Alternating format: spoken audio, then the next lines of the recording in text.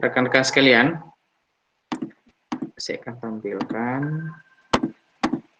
Oh ya, waktu itu saya bilang ya di pertemuan pertama bahwa kalau misalkan maksimum pertemuan itu 30 menit gitu. Ternyata saya setelah memahami kurang tepat pemahaman saya. Maksudnya 30 menit itu untuk satu SKS. Karena Java ini ada 2 SKS, maka maksimum 1 jam. Ya, seperti itu. Tapi mudah-mudahan sih kita tidak akan menghabiskan sampai 1 jam. Nah, apakah slide yang saya share muncul? Muncul, Pak. Muncul, ya? Pak. Ya. Muncul, Pak. Ya, jadi terkait dengan slide di LMS itu ternyata arahannya sepertinya untuk 3 SKS.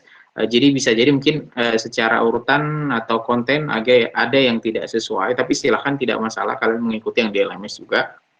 Prinsipnya adalah mudah-mudahan di dalam 1 semester ini kita bisa menyelesaikan semua yang ada di RPS. Adapun yang ada di RPS sampai dengan pertemuan 4 itu kita harus selesai di konten materi ini, sejarah teknologi instalasi Java, dasar, conditional looping variable array dan sebagainya begitu. Ini sampai pertemuan ke-4 ya. Jadi kita akan fokusnya ke sana. Di slide di LMS juga sebenarnya sudah ada beberapa share slide-nya begitu, itu bisa dibaca juga, enggak masalah. Nah, koordinator mata kuliah kita kan Pak Arif ya, Pak Arif Indra Irawan. Jadi kalau mau tahu update-update apa, misal ada yang miss dari saya, bisa mungkin nanya ke mahasiswa atau kelas yang diajar sama Pak Arif ya. Nah, ini mungkin review saja ya. Kalau di bahasa C itu kan kalian sudah hatam lah ya di bahasa C. Bahwa ini program utamanya main, terus fungsinya di sini. Ada tipe prototipe fungsinya kita taruhnya di bagian atas. Nanti dia akan menjalankannya secara struktural atau prosedural dari atas sampai bawah, kan begitu. Makanya disebutnya dengan pemrograman prosedural. Terus pemrograman prosedural, ilustrasi yang paling mudah di sebelah kanan, ini main programnya nanti akan eksekusi function 1, habis itu eksekusi function 3, habis itu function 7. Jadi dia step by step gitu. Nah, sedangkan ya, oh iya, dan pemrograman prosedural ini juga diimplementasikan di berbagai macam platform, tidak hanya bahasa C, Visual Basic juga iya, Fortran juga iya, termasuk Pascal.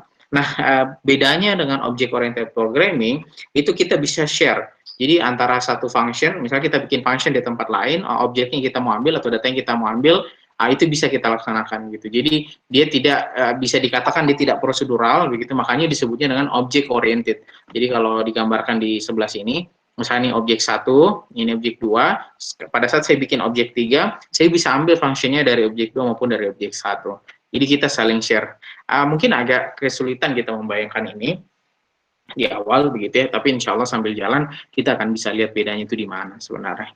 Nah, kalau Java, saya rasa pengantarnya sudah disampaikan ya di pertemuan pertama. Dia object oriented ya, tadi arsitektur netral, dia tidak peduli apapun arsitekturnya di belakangnya, mau Java, mau Windows, mau OS, mau Mac OS dan sebagainya, Linux, itu mereka tidak masalah, apapun hardware-nya mereka tidak masalah. Kenapa? Karena mereka punya solusi di virtual machine.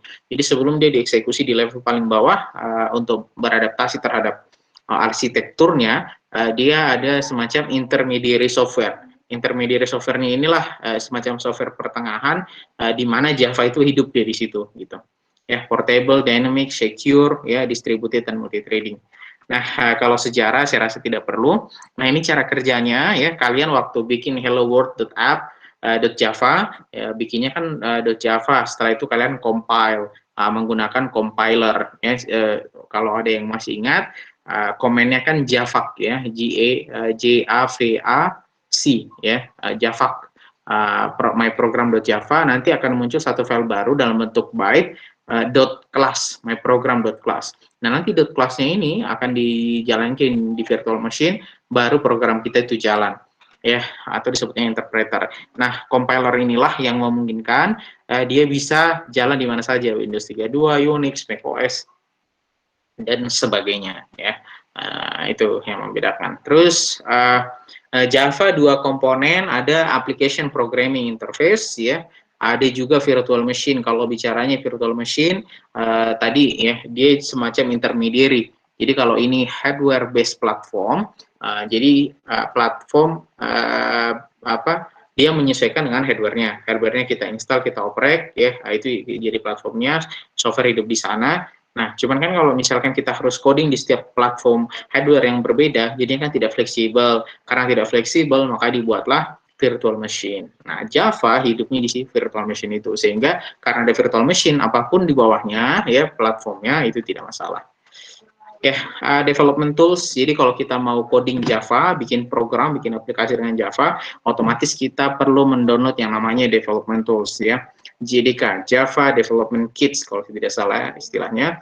Nah, itu yang sebenarnya kalian download itu di laptop kalian. Makanya kalian bisa bikin program Java, kemudian kalian compile, kemudian kalian running sehingga muncul kata text hello world gitu.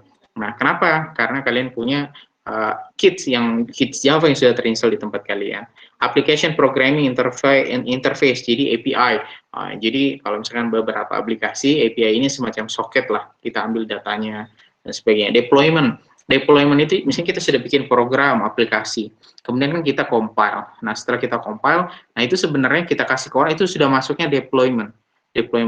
Jadi kan kalau misalkan orang pakai aplikasi, misalkan taruhlah begini, kita pakai aplikasi Microsoft Windows atau Microsoft Word. Kita kan tidak pernah tahu itu source code-nya Microsoft Word ini apa. Kenapa? Karena yang kita ambil, kita install di laptop kita itu sudah paket deployment. Jadi kita tidak perlu tahu source code-nya seperti apa. Nah, Java demikian juga. Jadi kalau orang kita bikin program aplikasi Java, kita bikin source code-nya, kita compile, kemudian kita deploy, orang tinggal bawa aplikasinya tanpa perlu membawa source code-nya. Ya, seperti itu. User interface sama integration library. Nah, rekan-rekan sekalian, kita sudah pernah di pertemuan pertama ya sudah melakukan praktek mandiri terkait dengan memunculkan membuat satu kelas atau program sederhana di Java yaitu Hello World. Nah, Hello World-nya itu pesannya adalah dia bisa instruksinya adalah dia menampilkan pesan yang ditampilkan berupa string atau teks yang berisi hello world seperti itu. Nah, rekan-rekan sekalian, kalau kalian perhatikan di struktur code yang kalian ketik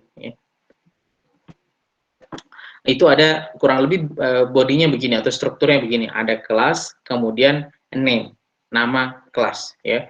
Nah, keyword kelas memulai definisi kelas dan nama kelas dinamakan name. Ya, jadi kalau ada tulisannya kelas, ya, kelas seperti ini berarti berarti block code yang di sini itu levelnya kelas, ya baik sederhananya begitu. Levelnya kelas. Apa nama kelasnya? Tergantung nama yang di depannya. Jadi kelas name. Nah, lebih jauhnya lagi, apakah keywordnya hanya kelas begitu? Ternyata keyword yang muncul di Java itu banyak. Ada ibarat kata mungkin vocabulary-nya lah ya. Vocabulary yang ada di Java itu banyak. Abstract, continue, for, package, private, public, return, short, static, void, volatile, while, throw, dan semacamnya.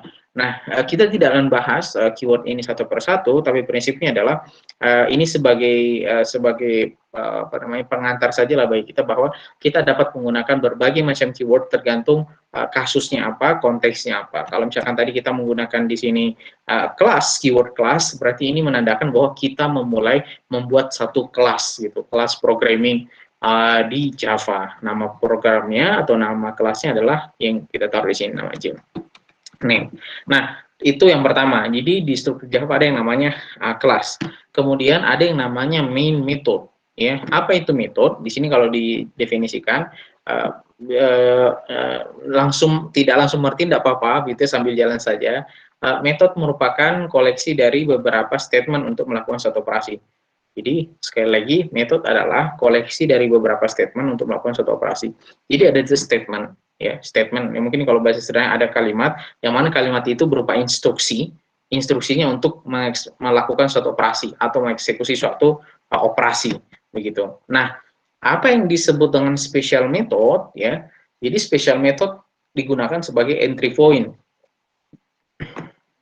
dari Java code. Makanya disebutnya dengan main method atau disebut juga dengan main method. Jadi kalau misalkan nih ada kelas, ada banyak metode. Metode A, metode B, metode C, metode D, ya misalkan begitu ya. Nah, si program itu tidak akan langsung lompat ke metode B, metode A, metode C, metode A dan sebagainya. Tapi dia akan mencari main method pertama kali. Nah, main method inilah yang akan dieksekusi pertama kali, makanya dia disebutnya sebagai entry point. Jadi kalau kalian membaca sintaks, ada kelas, nah di dalam kelas ini siapa nih yang mau dieksekusi pertama oleh komputer? Yang akan dieksekusi pertama adalah dia akan mencari yang mana main metodenya di kelas tersebut. Ya, nah ini contohnya. Jadi kalau misalkan nih, ini hello world kan, ini yang kita sudah tulis ketik di mana namanya di pertemuan pertama. Di pertemuan pertama misalkan public class hello. Nah, ketika public class hello berarti kan kita memulai satu kelas baru, urutannya dari atas sampai bawah sini. Oke. Nah, di dalam kelasnya ya kita memberi nama dia sebagai nama kelasnya hello. Nah, konsekuensinya apa nama kelas? Konsekuensinya nama kelas ini adalah rules nomor 1 adalah bahwa kita harus memberi nama filenya juga dengan sesuai nama kelas. Jadi misalkan saya taruh di sini public class hello, maka nanti nama filenya wajib ya saya simpan dalam nama file hello.java seperti itu. Yaitu konsekuensi dari nama kelas. Terus yang kedua adalah di sini ada tulisan public static void main string argument dan sebagainya. Nah, yang bagian ini adalah metodenya. Oke, main metodenya ya, main metodenya ditandai ada tulisan main di sini nih. Jadi bisa jadi nanti ada public void apa gitu, public static void apa di bawahnya gitu, berlapis-lapis. Tapi ketika orang masuk ke dalam kelas ini, dia tidak akan lompat yang dieksekusi di bagian bawahnya gitu. Tapi dia akan mencari di mana main ini berada. Jadi yang akan dieksekusi ketika dia masuk ke dalam kelas itu yang dicari adalah main-nya. Nah, main metodenya inilah disebutnya dengan entry point. Nah, kebetulan khusus di block code yang ditampilkan di slide ini, fungsinya adalah menampilkan pesan hello world, maka statementnya itu kita menulisnya dengan system.out.println, parameternya adalah hello world. Jadi yang ini namanya parameter. Terus, Pak, kok ujuk-ujuk ada sistem itu dari mana sih sebenarnya, itu out itu dari mana? Terus kenapa ada print line gitu? Nah, itu nanti akan kita bahas gitu. Jadi tidak serta-merta, oh kok ini ujuk-ujuk ada begitu. Itu pasti ada alasannya begitu. Dan itu ada penjelasannya kenapa muncul system.out.println untuk menampilkan teks hello world. Nah, cuman yang pertama setidaknya kita mengerti block code ini. Artinya paham bahwa oh struktur yang besar ini namanya kelas, diawali dengan name, kemudian di dalam kelas itu ada metode. Oke, metodenya, main metodenya itu yang di sini. Oke, main metodenya yang di sini. Sedangkan instruksinya itu system.out.println hello world seperti itu. Oke, hello world. Nah, ini parameternya hello world. Apa bedanya sistem, dari mana ini out, dan dari mana yang println nanti kita bahas perlahan ya. Nah, ini tadi ya, setiap program harus memiliki main method. Yang tadi sudah kita contohkan, kita lihat. Kemudian modifier public static dapat berkebalikan. Main ini sama fungsinya dengan C atau C++ sebagai entry point aplikasi. Nah, lanjut ke bagian instalasi ya. Untuk harusnya yang join pakai email value ya, jadi nggak perlu diakses satu-satu ya. Jadi biar auto join hello world misalkan, ini kita sudah install ya, JDK kita sudah install, jadi ini saya rasa ini kita skip saja. Contohnya apa kalau misalkan JDK sudah diinstal, misalkan ini java hello.java, berarti di-compile, setelah di-compile kita bisa jalankan aplikasinya java hello, nanti akan muncul teks hello world seperti itu. Nah, rekan-rekan sekalian, aplikasi yang lain yang bisa kita gunakan untuk melakukan development pada Java itu salah satunya adalah NetBeans. Ya, ini instruksinya. Di luar NetBeans kita juga bisa menggunakan IntelliJ. Kemungkinan kita jadinya akan menggunakan IntelliJ. Jadi tugasnya mungkin setelah pertemuan 2 ini, itu pastikan di laptop kalian itu sudah terinstall IntelliJ IDEA. Ya, seperti itu. Jadi ini memudahkan kita untuk melakukan programming gitu. Jadi tidak perlu diketik karena dia nanti akan, maksudnya kita perlu mengetik, tapi ada banyak kelebihan yang bisa kita dapatkan menggunakan aplikasi. Misalkan kita ketik sys saja atau sout, nanti dia akan auto ketik itu system.out.println misalkan seperti itu. Nah, tapi untuk awal ini pertemuan 2 sampai pertemuan 2 ini kita pakai manual dulu, pakai Notepad, Sublime dan sebagainya. Intinya text editor. Ya tujuannya adalah minimal kita dapat sense-nya dulu. Jadi kan tools-tools ini kan alat bantu ya sebenarnya, alat bantu untuk memudahkan kita untuk melakukan development. Nah, tapi kalau misalnya kita langsung lompat di situ, khawatir banyak hal yang tidak bisa kita mengerti. Minimal hal-hal basic gitu. Dan hal basicnya kita manual dulu kita mengerjakan, ya, manual dulu mengerjakan menggunakan text editor. Ini tutorial untuk instalasinya. Mungkin lebih detail nanti akan di pertemuan ketiga, ya. Nah, rekan-rekan sekalian, kita udah jalan 20 menit. Nah, Hello World aplikasi terdiri dari atas 3 komponen. Kalau misalkan kalian perhatikan di sini, ya, muncul ya. Ya. Nah, dia katakan bahwa Hello World ini dia punya 3 komponen aplikasi, ada comment, class definisi, sama main method. Kalau kalian perhatikan di sini, kalau kelas, ya, kita ada kelas. Nama kelasnya apa? Hello World App, misalkan begitu. Nah, karena nama kelasnya Hello World App, maka kita simpan dia di dalam file tulisannya Hello World App Java. Di mana dia disimpan? Nah, kebetulan di direktori saya, di direktur saya lapak dan sebagainya, Java demo hello world Java. Nanti kita akan coba eksekusi. Nah, berarti kita sudah punya class definition. Nah, karena dia bagian dari kelas, tentu kelas ini kan harus diakses. Nah, cara mengaksesnya bagaimana? Begitu, dia harus punya main method. Main method yang mana? Yang ini main methodnya. Karena di sini ada tulisannya main, ya. Oke. Nah, yang tidak ada berarti adalah comment. Nah, rekan-rekan sekalian, jadi programmer itu, meskipun saya belum pernah jadi full time programmer gitu ya, tapi salah satu ciri programmer yang baik itu adalah dia memberikan notes atau dokumentasi atau catatan di dalam codingannya. Kenapa demikian? Jadi kalian membayangkan saya jadi programmer gitu, jadi programmernya Gojek, Grab, Traveloka, dan seterusnya. Kemudian mungkin 1 tahun, 2 tahun kalian develop aplikasi, setelah itu pindah ke perusahaan yang lain, mungkin karena tawarannya lebih besar dan seterusnya. Nah, codingan yang kalian tinggalkan itu kan harus bisa dimengerti oleh orang lain. Minimal ya orang yang melanjutkan itu paham yang kita tulis ini apa. Makanya ya Pak programmer yang baik dia biasanya memberikan notes ya atau catatan bahwa sintaks ini tuh terkait apa, codingan ini fungsinya apa. Nah, itu dia berikan catatan. Makanya disebutnya komen. Nah, komen inilah yang selalu sebelum kita memulai aplikasi, maka sebaiknya komen itu dilakukan terlebih dahulu, ya, seperti itu. Nah, adapun cara untuk membuat komen, ya, kalau kalian perhatikan, nanti kalau misalnya mau kalian langsung praktek juga boleh, ya, di laptopnya dinyalakan, maksudnya dibuka lagi Notepad++ plusnya atau editor teksnya, kemudian arahkan CMD-nya ke direktori yang sama, terus habis itu dikompil. Nah, misalkan, bentar ya, kita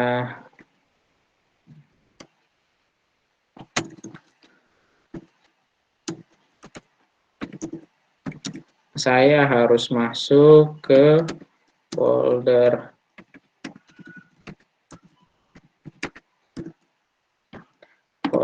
itu namanya Java demo cd demo. Ini nama filenya Hello World Java. Berarti kita sudah ada di dalam direktori yang file ini termuat. Jadi di mana saya meletakkan file Hello World Java, saya sudah berada dalam direktori itu. Makanya ketika saya klik ketik dir, ya, ditampilkan semua isi foldernya. Isi foldernya ini ada Hello World Java.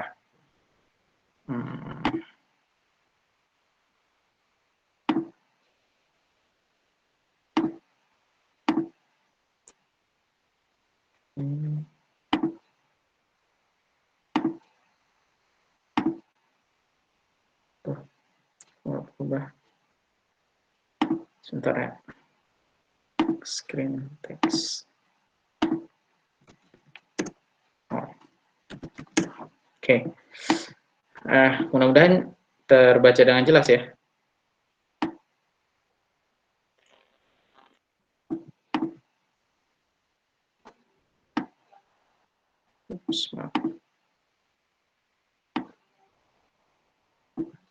Gini saja. Enggak apa. Oke, sebentar ya. Nah, kita pertama-tama kita akan lakukan compile terlebih dahulu untuk mengetes Java environment-nya kita. Nah, ini saya save. Kemudian untuk jalankan kan harus Java Hello World App Java. Ya, nah hasilnya sudah muncul Hello World.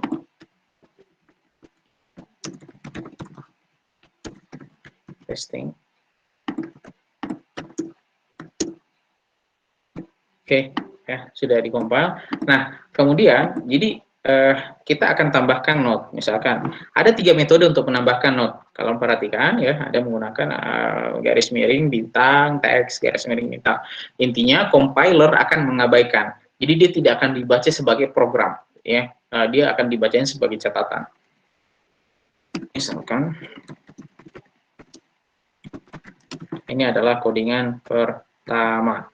Kemudian saya pindah ke bawah, ya, seperti begini. Bawah. Kapan dia berhenti? Nah, ketika kita menutupnya dengan bintang garis miring, begitu.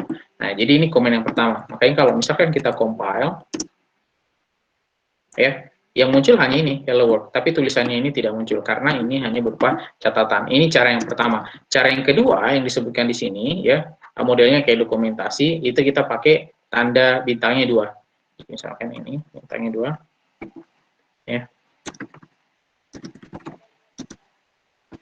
Nah, misalkan begitu ya.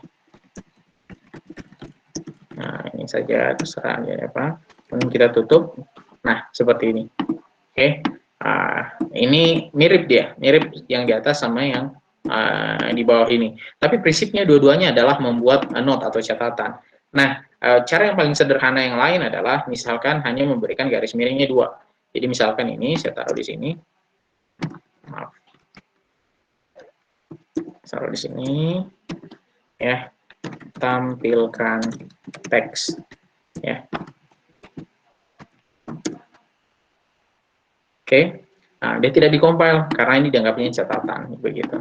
Nah, bedanya apa dengan 2 yang di atas? Ini hanya 1 baris. Jadi kalau misalkan saya ketik di bawah,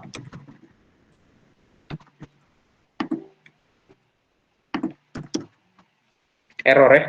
Nah, kenapa? Karena yang ini itu dibacanya sebagai script codingan, bukan sebagai catatan. Nah, supaya dia jadi catatan, ya, terus tambahkan seperti ini. Ya, seperti itu. Nah, jadi ada 3 metode, terserah kita mau pakainya yang mana. Cuman prinsipnya adalah bikin catatan ini menjadi penting sebelum kita sebenarnya melakukan codingan, ya. Karena untuk memudahkan orang lain. Seperti itu. Ya, itu yang pertama. Oke. Nah, rekan sekalian, kita akan masuk lagi ke variabel dan tipe data. Kita akan praktikkan ini sekaligus nanti, tapi saya akan habiskan slide-nya terlebih dahulu.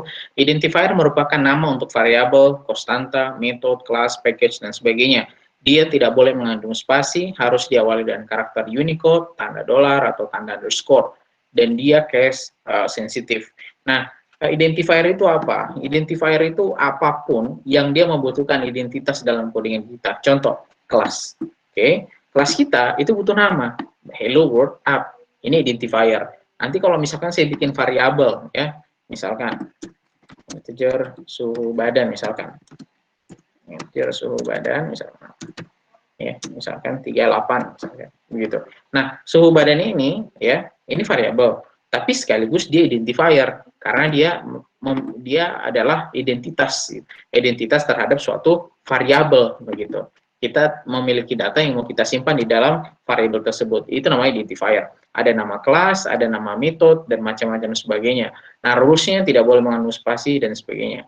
Nah, setelah itu, ya, ada beberapa contoh identifier yang legal maupun yang ilegal. Yang legal ini contohnya begini nih, my variable. Ini boleh dia, meskipun di sininya uppercase, ini juga uppercase, begitu. Sisanya lowercase, selama tidak ada spasi, ya itu bisa diterima. Mau semuanya caps lock, bisa. Ya, diawali dengan underscore maupun diawali dengan dolar, itu tidak masalah. Yang ilegal adalah misalkan kita memberikan karakter spasi, ya, ada operator, ya, kemudian tanda petik dan seterusnya.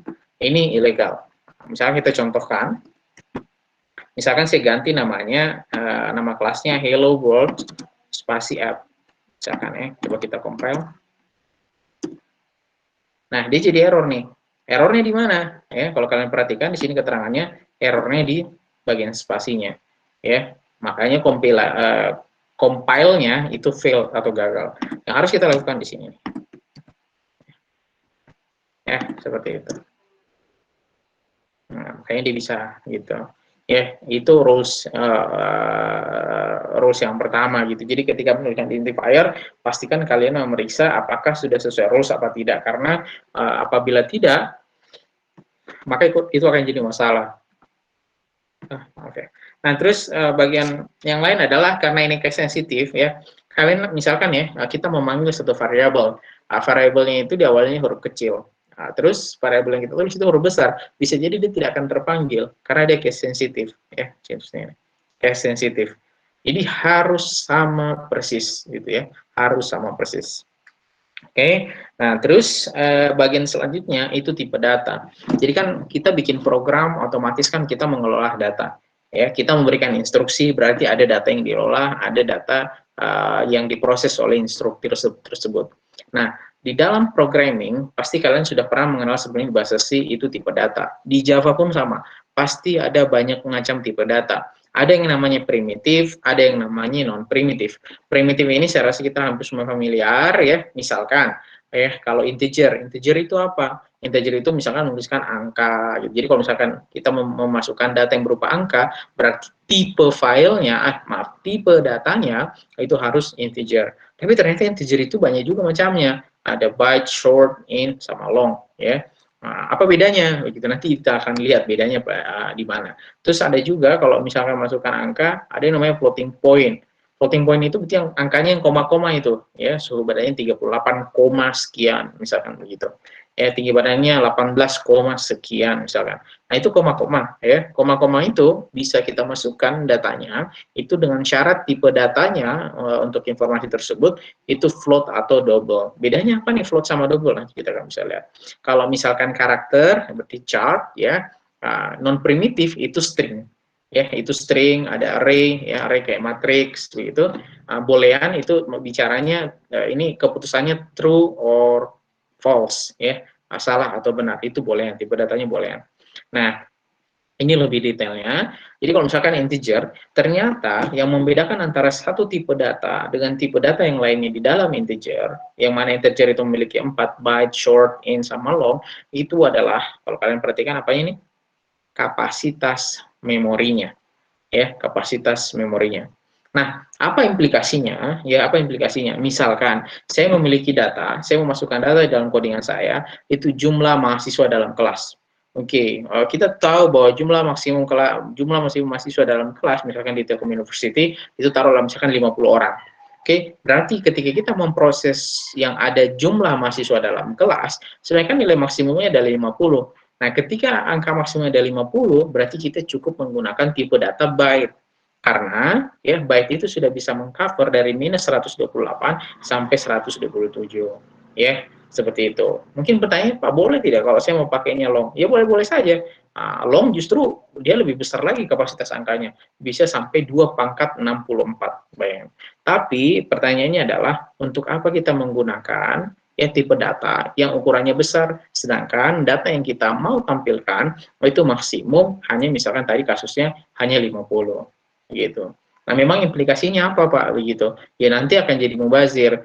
Apanya yang mubazir? Memorinya. Ini kan byte 8 bit, ini 64 bit begitu. Artinya dia akan mengalokasikan memori sebesar itu atau sepanjang itu. Nah, ketika yang kita pakai hanya separate saja begitu kan, maka ya akan banyak yang terbuang memori yang lain, terbuangnya karena tidak kita gunakan. Implikasinya apa sebenarnya? Implikasi yang lainnya adalah ketika misalkan program itu memproses tipe data yang ukuran memorinya besar, pasti dia butuh waktu yang lebih banyak, kan begitu? Dia butuh waktu yang lebih besar. Makanya programmer yang baik dia harus bisa menentukan tipe data yang digunakan atau yang dipilih itu sesuai dengan konteks atau kasus yang mereka tangani begitu. Sehingga programnya akan berjalan lebih efisien. Ya, seperti itu. Nah, kalau karakter, chart, misalkan floating point, ada sama bedanya ya, float sama double bedanya satu 32 bit, satu 64 bit ya, kayak begitu. Kemudian boolean ada true ada false ya, seperti itu. Nah, nanti kita akan coba cek sebenarnya berapa sih nilai ini kan teorinya begini gitu ya, di slide ini. Sebenarnya kita panggil saja lah di Java. Kalau di Java itu tipenya berapa sih gitu? Apa maksimum angkanya berapa, minimum value-nya berapa begitu? Minimum maksimum value-nya untuk integer maupun double itu seperti apa, nanti kita akan eksplorasi di sana ya, seperti itu. Nah, kita akan coba banyak masuk sekarang di bagian demonya ya untuk memperdalam slide ini. Saya sudah menyiapkan slide yang terpisah. Nah, sampai di sini kira-kira ada yang mau ditanyakan dulu? Kalau tidak ada, mungkin kita lanjut aja ya. Rekan-rekan sekalian, ini saya bikin overview yang khusus ya untuk terkait dengan praktikal kita. Misalkan meet yang pertama kita sudah selesai install Java ya, semua sudah bisa run hello text kan begitu. Nah, meet yang kedua kita akan coba eksplorasi sistem out print line sama sistem out print. Oke, kita akan coba dulu bedanya kira-kira gimana. Ini saya hapus. Oke, sistem kemudian sistem out print.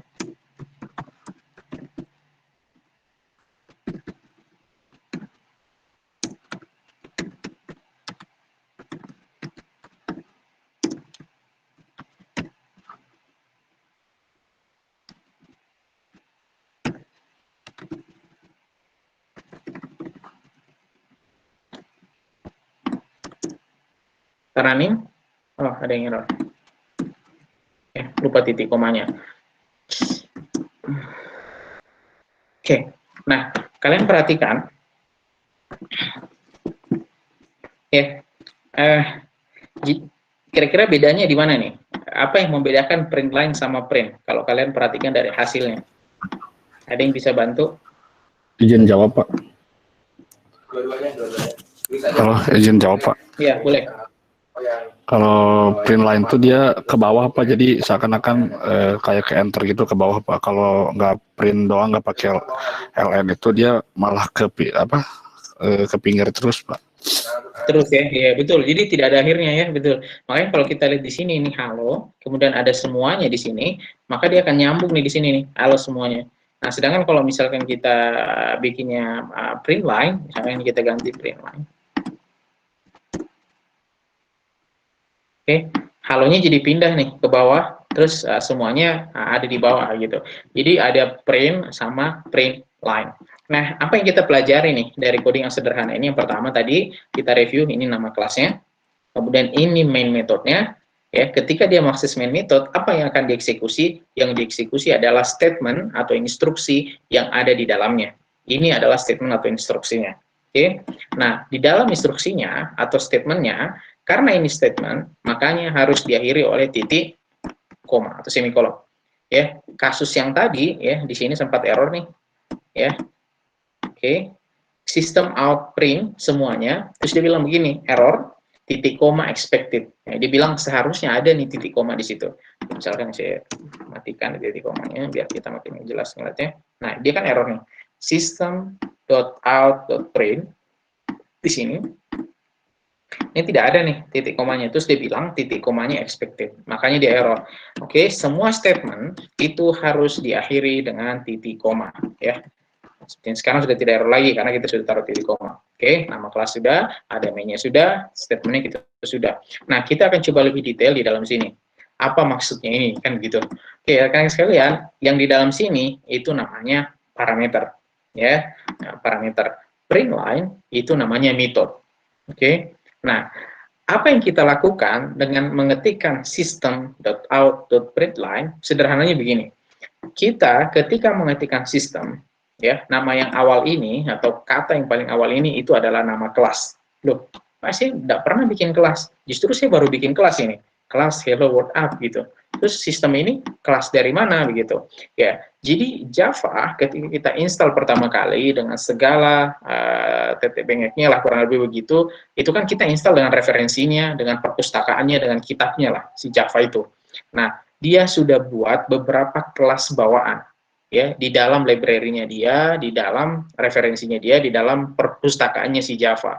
Nah, ketika kita mengetikkan di sini sistem, itu artinya kita memanggil kelas yang lain yang sudah dibuat oleh Java, itu namanya sistem. Artinya kita memanggil, oh panggilin dong saya yang namanya sistem, kelas sistem. Oke, akhirnya dipanggilkan. Cara memanggilnya dengan mengetikkan seperti ini. Oke, terus yang kedua, di dalam sistem itu ada banyak objek ya. Sistemnya itu punya objek, objeknya itu adalah out. Nah, apa maksudnya out ini? Jadi out itu dia kurang lebih begini instruksinya. Oke, data akan saya tampilkan atau saya keluarkan, makanya out. Oke, data yang saya terima, data yang diproses, sudah proses, tugas saya adalah menampilkan, mengeluarkan, begitu. Nah, kebetulan ya kita di sini outputnya berupa layar, maka dia akan menampilkannya di layar. Ya, dia akan mengeluarkannya di stream gitu, dilemparnya ke layar, kurang lebih begitu. Makanya datanya dikeluarkan gitu. Nah, pertanyaannya, bagaimana metode menampilkannya? Ya, metode menampilkannya kita menggunakan print line. Ya, jadi kalau misalkan dilihat dalam kelas yang paling atas, kelasnya dulu, di dalam kelas ada objeknya, namanya out, tugasnya dia adalah menampilkan data atau mengeluarkan data, kemudian bagaimana cara mengeluarkan data, nah, kita ambil metodenya yang namanya print line. Oke, pertanyaannya begini, apakah di dalam kelas sistem itu ada objek yang lain selain out? Banyak. Selain out itu banyak, mungkin ada in dan lain sebagainya, dan masing-masing objek itu fungsinya berbeda, objektifnya itu berbeda. Oke Pak, kalau misalkan sudah ada sistem out kemudian print line, apakah metode yang ada di dalam sistem itu hanya print line sama print biasa? Jawabannya tidak. Ada banyak lagi metode-metode yang disediakan oleh sistem atau disediakan oleh objek sistem out. Begitu. Nanti kita akan lihat opsi-opsinya bagaimana mungkin di pertemuan selanjutnya. Tapi prinsipnya adalah kita membaca statement ini itu kita mengerti. Oh, berarti sistem ini nama kelasnya, ya. Kemudian out itu karena dia di dalam sistem, ya, maka out itu dipanggil tujuannya untuk menampilkan kita punya data. Bagaimana cara metode kita menampilkan datanya? Itu kita menggunakan print line. Nah, karena print line dan out itu ada di dalam sistem, ya, di dalam kelas yang namanya sistem, makanya kita menggunakan operator dot di sini. Jadi maksudnya apa? Print line method yang ada di objek system out dan out yang ada di dalam kelas sistem, seperti itu. Parameternya apa? Ya, parameternya hello world testing, seperti itu. Ya, itu apa namanya? Itu kurang lebih definisi awal gitu. Jadi semuanya ini tidak ujuk-ujuk gitu, semuanya tidak ujuk-ujuk, kok muncul ada sistem, ada out, print line begitu. Ini semuanya ada fungsinya, ya, ada maksudnya, ada penjelasannya, ya, kurang lebih seperti itu. Oke, clear ya, seperti itu. Jadi kita memanggil kelas dari tempat lain, ini objeknya, jadi objek total, objek keseluruhannya bersistem out, metodenya adalah print line atau print. Parameternya apa yang di dalam sini? Oke, satu ini namanya statement atau ekspresi. Oke, itu ya. Nah, review sistem out itu apa? Kita sudah tahu ya. Tadi sudah ada penjelasannya. Setiap kelas itu punya beberapa objek, tidak hanya out, bisa jadi banyak objeknya selain out. Kemudian out itu pasti punya metode. Metodenya bukan hanya print sama print line. Nah, tadi kenapa saya menampilkan dua itu untuk memberikan gambaran kepada kita bahwa bisa jadi ada metode yang lebih dari satu gitu ya di dalam objek sistem out. Kemudian out artinya mengarahkan ke output devices, dalam kasus ini ke screen layar kita. Sistem adalah kelas, out ada di dalam fieldnya sistem, jadi di dalam bagiannya sistem. Ya, makanya karena kita mengakses out yang ada dari sistem, ya, kelas sistem, nah, makanya dia diberikan dengan tanda dot. Nah, satu instruksi utuhnya adalah system.out print line. Argumennya, apa namanya? Parameternya itu kita akan masukkan nanti di dalam kurung ini. Ya, seperti itu. Nah, kenapa dia harus diakhiri statement? Karena ini, kenapa dia harus diakhiri dengan semikolon atau titik koma? Karena ini adalah statement. Parameternya apa? Hello. Ya, seperti itu. Oke, kita masih ada sekitar 15 menit lagi. Komen, ya, single line comment, ya tadi kita sudah contohkan. Kemudian ada juga komen yang multiple line. Multiple line itu dibuka, diawali dengan ini ya, garis miring bintang, diakhiri bintang garis miring, seperti itu. Nah, berapapun barisnya di sini yang akan kita buat itu tidak akan jadi masalah karena prinsipnya adalah dia akan berakhir ketika dia menemukan bintang garis miring. Ini penutupnya. Ya, seperti itu. Nah, kita akan mulai menyentuh soal variabel dan tipe data. Ya, variabel dan tipe data kita contohkan ya. Tadi misalkan di slide ini kan muncul ya. Tipe data kita akan coba ketik. Oke.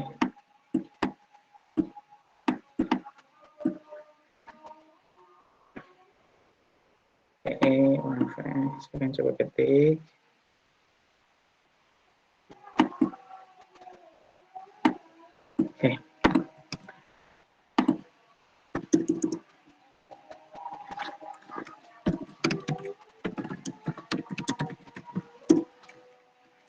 integer my min value sama dengan integer dot min value, integer my max integer value,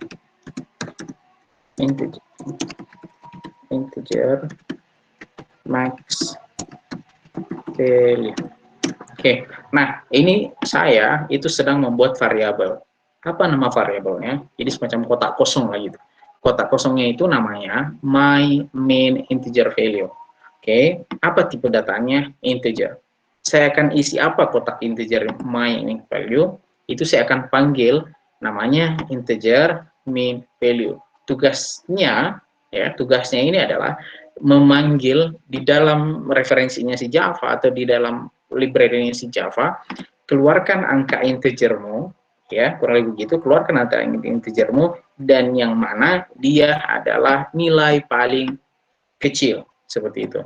Nah, ini yang kedua, integer my max integer value. Kita akan bikin kotak kosong yang kedua, namanya my max integer value. Ya, tipenya itu integer. Kita akan isi apa kotak itu? Kita isi panggilkan saya integermu dan keluarkan nilai paling maksimum. Nah, integernya itu kan sekarang masuk angka yang integer maksimum baik minimum itu kan sekarang masuk di variabel ini. Nah, kita akan coba tampilkan berapa isinya variabel tersebut, begitu kan? Nah, caranya sistem, panggilkan saya sistem, kemudian keluarkan dia, metodenya berupa print line, buat dia di dalam baris yang baru.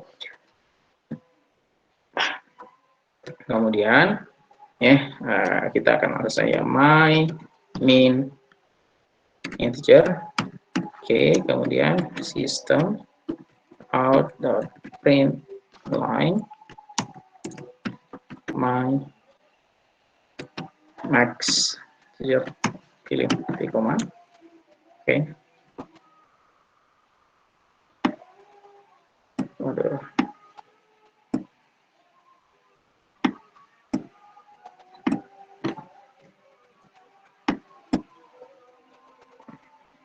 Kita akan coba eksekusi.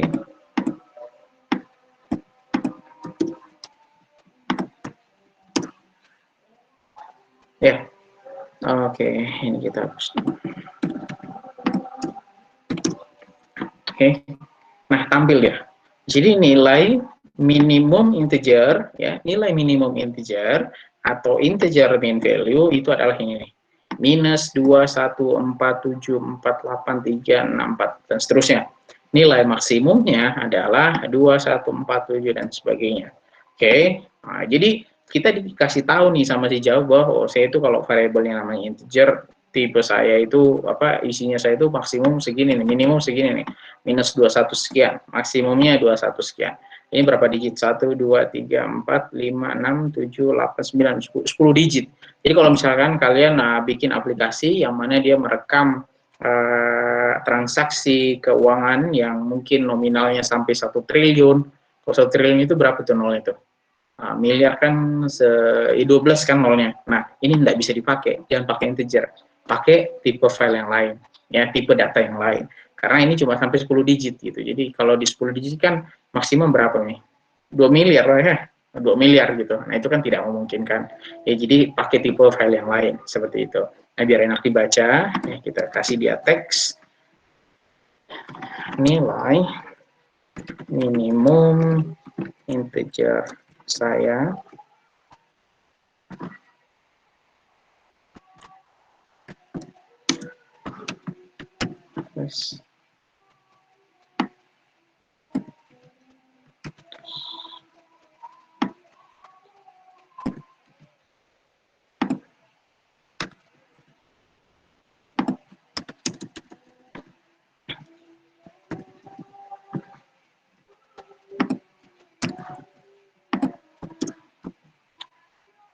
ya, nilai minimum integer saya sekian, nilai maksimum integer saya sekian. Jadi kita hanya perlu menambahkan operator plus di sini, ya. Kenapa ini tidak pakai tanda petik? Karena ini bukan string atau kalimat gitu. Ini adalah variabel, makanya kita langsung bisa masukkan di sini, ya. Kemudian Ada tipe data apa lagi tadi? Double, ya, double. Kita coba double.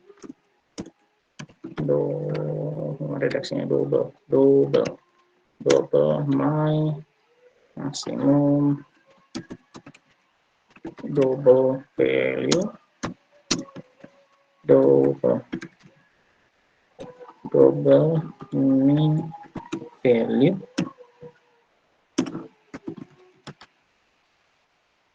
double max value, min max. Oke, kemudian kita akan tampil, kita copy system out, nilai minimum double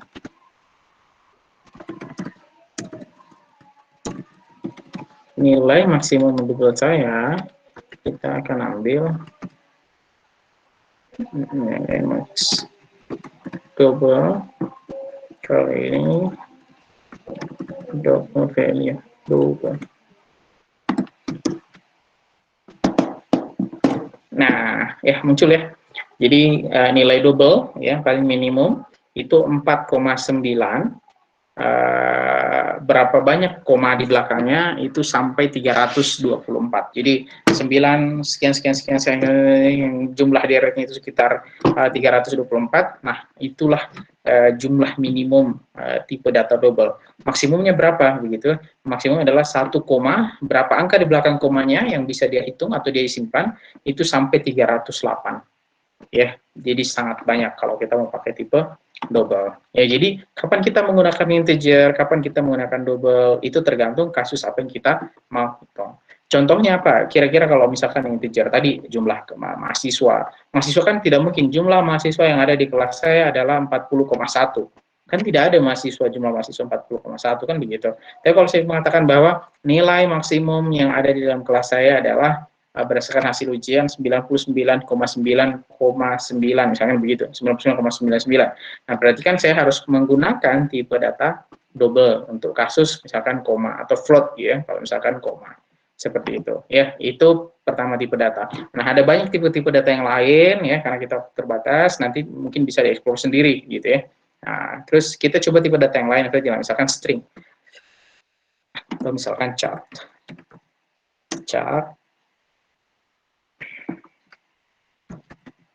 Chart kode A yang system out print line ini chart saya, kemudian saya jumlahkan kode yang berhasil, nggak ada masalah ya. Ini chart saya. Oke. Muncul ya A. Boleh tidak Pak kalau misalkan A, B, C misalkan begini, kita testing ya, dia tidak mau dia ya. Kenapa dia tidak mau ya? Karena chart itu hanya berupa karakter, jadi hanya bisa keluar satu. Misalkan B,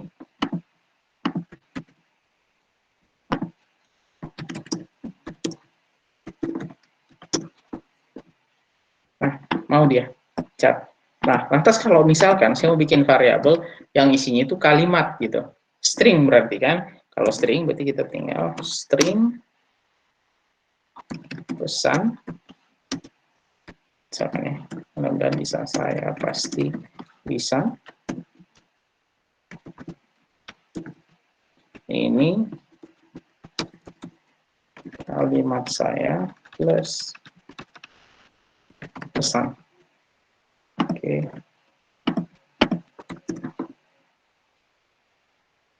ST ini gagal, salahnya. Jadi bukan pakai ini.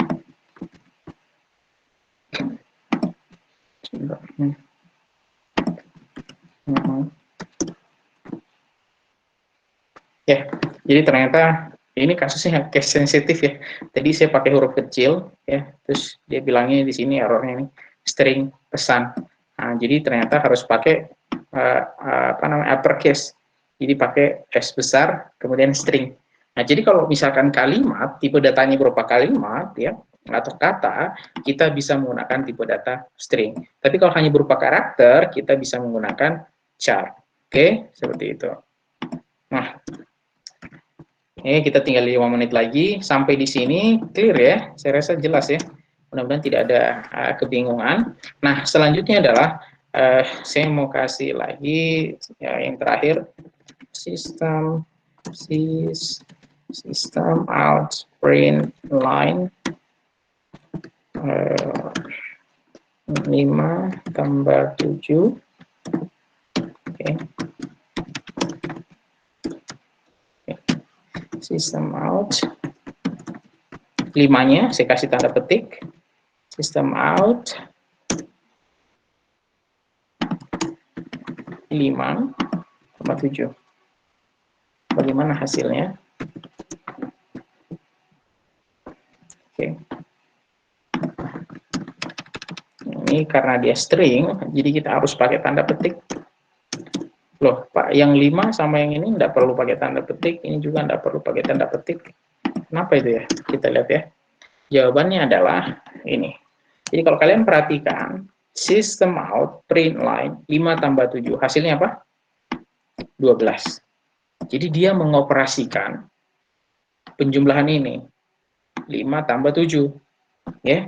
Terus kalau yang di sini system out print line 5 tanda petik, berarti kan dia string, ya, tipe datanya string. Nah, berarti kayak teks lah begitu. Itu ditambah 7, jatuhnya malah 5, 7. Ini persis kasusnya sama yang baris ketiga. Tanda petik 5 itu tambah 7. Tertulis adalah 5, 7. Seperti itu. Nah, ini yang menarik dari Java. Jadi, di beberapa pemrograman yang lain, ya, kita harus mengidentifikasikan tipe dia apa terlebih dahulu. Baru dia bisa dioperasikan oleh Java, atau bahasa pemrograman. Java, dia bisa mengidentifikasikannya secara otomatis. Contohnya apa? Misalkan ini, 5 sama 7. Tidak ada yang menggunakan tanda petik. Java menganggap bahwa ini adalah integer. Dua-duanya adalah integer. Maka karena dua-duanya setara, dua-duanya integer, maka dia bisa dijumlahkan. Jadi, instead of gitu ya, daripada di apa, sekarang si Java tidak lagi menulis 5 tambah 7, tapi yang dia tulis adalah 12, yang mana 12 adalah hasil dari penjumlahan 5 ditambah 7. Nah, baris yang kedua dan baris yang ketiga, ya, kenapa dia menganggap 7 di sini, ya, itu sebagai string, karena dia digabung operasinya dengan string. Jadi meskipun di sini integer, maka dia akan dianggap sebagai string. Karena mengapa? Dalam operasinya ini ada string. Oke, string ini integer, maka semuanya akan dipukul rata sebagai string. Ini string, kemudian ini integer, semua akan dipukul rata sebagai string. Nah, dalam beberapa kasus pemrograman yang lain, kadang-kadang kita harus konversi dia dulu, misalkan ini ya, ini kan string. Nah, 7 integer, kita harus tulis misalkan str, misalkan. Artinya konversi dong, yang 7 ini jangan integer, tapi diganti menjadi string gitu, misalkan. Baru karena sama-sama sudah string, baru dia bisa dijumlahkan. Nah, cerdas salah satu kelebihannya si Java, begitu ya, yang bisa kita lihat dalam kasus ini, itu dia bisa melakukan operasi sederhana tanpa perlu merubah tipe datanya. Dia langsung mengkonversi tipe datanya sendiri. Ya.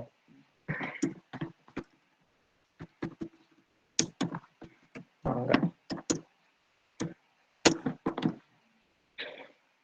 Oke. 5 bagi 7 berapa? 0 ya. Kenapa 0? Ya, nanti kita akan jawab di tempat selanjutnya. 5 bagi 7 kan nggak bisa ya. Nggak bisa lagi 0 ya. Nah, harusnya kan berarti kita simpannya dia dulu dalam bentuk float. Ya. Kalau sudah dalam bentuk float, nanti muncul di hasilnya berapa. Nah, ini intinya ini operasi-operasi sederhana ya, di pertemuan yang kedua ini. Mudah-mudahan kita bisa memahami gitu beberapa hal-hal dasar terkait membaca ini maksudnya apa ya. Karena kalau ini sudah kita ini saya rasa ke depannya mungkin ya banyak hal juga sebenarnya yang belum saya pelajari juga di Java, tapi saya harus sampaikan di sini gitu. Tapi prinsipnya adalah mudah-mudahan kita sama-sama lah bisa belajar dan mudah memahami Java ini, insya Allah. Nah, sampai sini kira-kira ada pertanyaan, kita sudah mau jam 12. Oh, di laptop saya sudah jam 12. Kalau tidak ada, mungkin saya akan langsung tutup. Mulai dari sekarang, nanti untuk pertemuan 3, silahkan dimulai untuk install IntelliJ-nya tadi ya. IntelliJ app-nya, gitu. Jadi untuk di tools development pemrograman Java ya, seperti itu. Ada yang mau ditanyakan?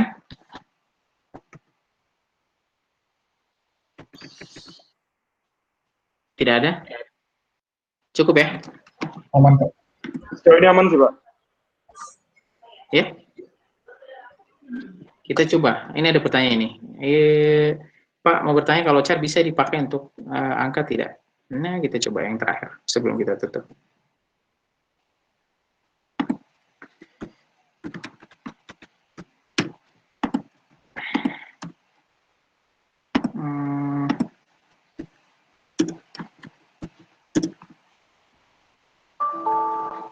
Ini chart saya.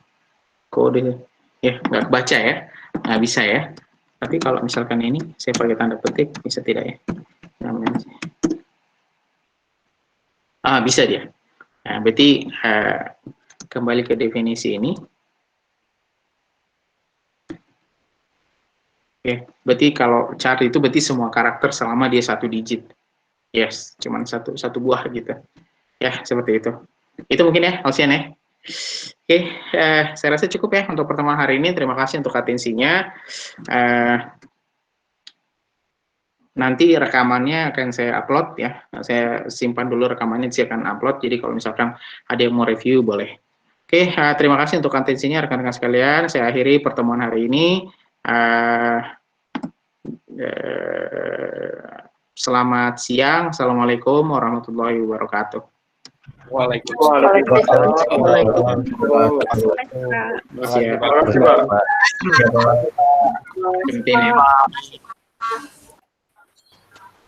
Eno. Halo, ayo mendetu wae. Apa Len?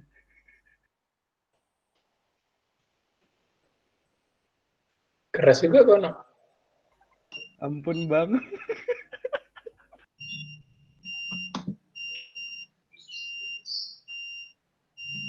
Bu Berglen.